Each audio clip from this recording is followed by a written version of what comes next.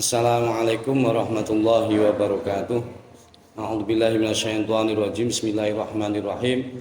Alhamdulillahirabbil alamin. Assalatu wassalamu ala asyrafil anbiya'i wal mursalin sayyidina wa maulana Muhammadin wa ala alihi wa ashabihi ajmain. Wala haula wala quwata illa billahil aliyil azim. Amma ba'd. Pertama-tama marilah kita selalu membacakan puja dan puji syukur kehadirat Allah Subhanahu wa taala yang telah melimpahkan kenikmatan kepada kita semua dengan ucapan alhamdulillahirabbil alamin. Semoga Allah selalu memberikan ridhonya kepada kita semua. Amin ya rabbal alamin. Shalawat serta salam Allahumma sholli ala sayyidina Muhammad. Semoga selalu terlimpahkan dari kita kehadirat beliau junjungan kita Nabi Agung Muhammad sallallahu alaihi wasallam yang selalu kita nantikan syafaatnya min yaumi hadza ila yaumil qiyamah. Amin amin ya rabbal alamin. Selanjutnya dalam kesempatan ini perkenankan saya sedikit memberikan gambaran mengenai filosofi yang ada pada Desa Sidokumpul, yang mana Desa Sidokumpul terdiri daripada 3 dukuh, yaitu dukuh pertama dukuh Karanggawang, dukuh kedua yaitu dukuh Sandan, dan yang ketiga adalah dukuh Wuluh, yang mana pada awal mula dahulu pada zaman sebelum kemerdekaan, yaitu antara pada zaman Mataram masih berbentuk dukuh, belum ada kelurahan, belum ada desa.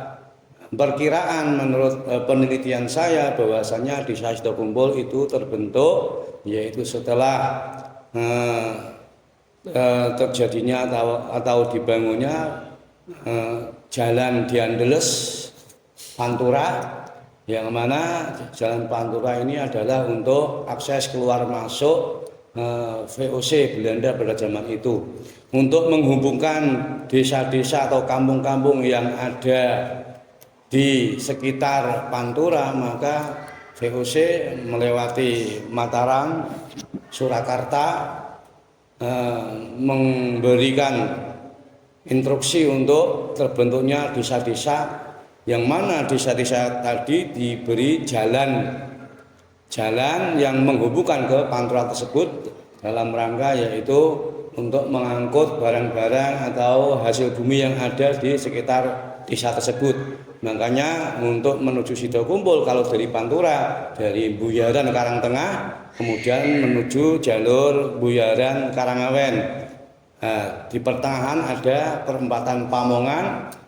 Kemudian dari Pamongan menuju ke barat itu makanya ada jalan Pamongan Genuk, yang mana akhirnya sesuai instruksi Belanda VOC waktu itu, perdukuhan supaya mendekat ke jalan-jalan tersebut untuk mempermudah keluar masuknya hasil bumi. Makanya terbentuklah desa-desa yang ada di wilayah Guntur, Demak dan sekitarnya. Untuk Desa Sidokumpul sebetulnya dulu Dukuh Karanggawang itu berada di sebelah utara timur. Dari Makam ke utara sampai utara berbatasan dengan Temuroso. Untuk Sandan sendiri berada di sekitar makam Dukuh Sandan, yang dulu perkampungannya dikenal dengan Dukuh Kerajaan. Untuk Wuluh sendiri itu perkampungannya ada di sekitar yang sekarang Makam Wuluh, yang dulu kampungnya dikenal dengan Kampung Kepohan. Untuk Karanggawang sendiri itu banyak perkampungan-perkampungan yang terpencil namun dipersatukan, termasuk diantaranya ada Kampung Ngaron, ada Kampung Blulungan, dan Kampung Karanggawang sendiri yang dulu berada di sekitar Makom Karanggawang yang sekarang. Akhirnya sekitar tahun setelah jalan Diandeles itu jadi, akhirnya terbentuklah Desa Sidokumpul yang dulunya itu terdiri dari 2 dukuh, yaitu hanya Karanggawang dan Sandan. Untuk Dukuh Wuluh menurut penelitian saya dulunya ingin mendirikan desa tersendiri. Nah, tapi karena untuk bergabung dengan Nggaji juga tidak mungkin, karena Nggaji juga sudah mendirikan desa sendiri. Untuk Wuluh yang wilayahnya agak terlalu ke barat, akhirnya menggabungkan diri dengan Karanggawang dan Sandan, yaitu sekitar tahun 1819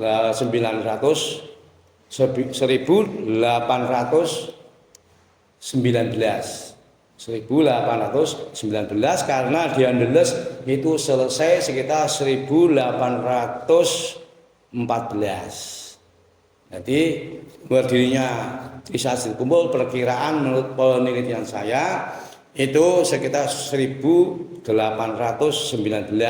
dan waktu itu masih ada peninggalan Belanda, yaitu di sebelah barat desa Sidekumpul ada yang namanya Umbul Nggaji. Nah, itu yang letaknya di dekat jembatan Nggaji sebelah baratnya sedikit, itu buatan Belanda. Terus dulu ada Umbul Karangasem. Jadi Bulusari masih ke arah barat, cuma sekarang umbulnya hilang.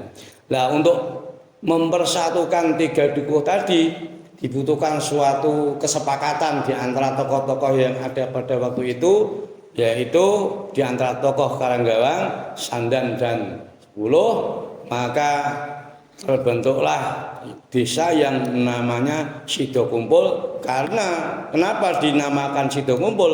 Karena tadi itu terbentuknya desa Sidekumpul itu alot sekali, alot dan sulit, susah, saling berseberangan, saling berbagai kepentingan, yang ini mau, yang ini nggak mau, ini mau, nggak mau. Jadi akhirnya terbentuk desa Sidekumpul yang akhirnya menjadi kesepakatan bersama bahwa tiga dukuh siap setia bersatu di bawah bendera atau di bawah desa naungan desa Sidekumpul. Nah, itu terjadi sekitar 1819. Adapun sesuai dengan perkembangan zaman, jadi melalui pramasa VOC, kemudian kemerdekaan, membangun terus masyarakatnya berbagai bidang, baik bidang fisik maupun non fisik, dan alhamdulillah sampai sekarang tahun 2023 sudah banyak mengalami perkembangan di berbagai bidang, baik di bidang pembangunan fisik, material, dan bahkan spiritual. Bahkan madrasah tertua di antaranya di Demak itu berada di Sidekumpul, yaitu yang berdiri sekitar tahun 1951. Jadi 1951 sudah ada yang namanya Madrasah Ibtidaiyah Sidekumpul, dan sekarang sudah ada SD Sidekumpul 1, 2, kemudian ada Madrasah Ibtidaiyah yang di Wuluh. Nah, alhamdulillah. Bahkan sekarang di Karanggawang juga mulai ada lembaga-lembaga pendidikan, walaupun sifatnya mendukung, dalam arti sudah ada TK Kuantum, sudah ada TPQ yang sekarang kebetulan kami asuh, yaitu TPQ Raudhatul Quran yang berdiri tahun 2003. Nah, untuk kegiatan-kegiatan keagamaan yang ada di Sidekumpul diantaranya atau lembaga-lembaga yang ada seperti tadi yang saya sebutkan, yaitu Madrasah Ibtidaiyah, SD Negeri, Madrasah Diniyah, dan TK ataupun PAUD, TPQ, semua ada di Sidekumpul. Untuk jamaah-jamaah yang ada di Sidekumpul diantaranya jamaah terutama yaitu Nahdlatul Ulama, kemudian jamaah yang bersifat kepemudaan juga ada, yaitu Karang Taruna dari desa. Untuk remaja masjid ini memang dulu sempat aktif, namun belakangan untuk jemaah remaja masjid, remaja musola kurang bergerak, namun sempat ada beberapa periode. Kemudian kalau NU beserta Banum-Banumnya tentu sampai IPNU dan IPPNU. Nah, kemudian jamaah-jamaah yang seperti kemasyarakatan, manakiban, mauludan, jamaah pengajian ibu-ibu yang ada di masjid, misalnya di Karanggawang setiap Selasa, nah, kemudian di Wuluh itu Rabu, kemudian Sandan itu Kamis, itu juga masih aktif sampai sekarang. Untuk jamaah manakib pitulasan, maulud atau dibaiyah untuk ibu-ibu, nah itu masih berjalan sampai sekarang.